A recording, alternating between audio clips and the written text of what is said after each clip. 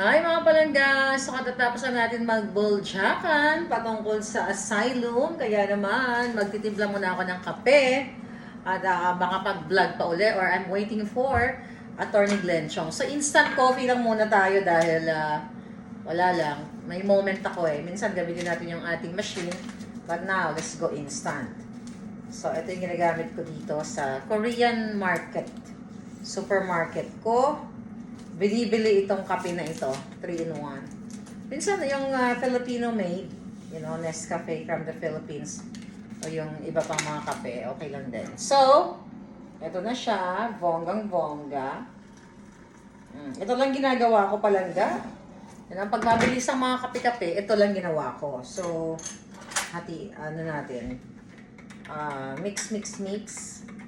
Kape-kape, ang lola ninyo.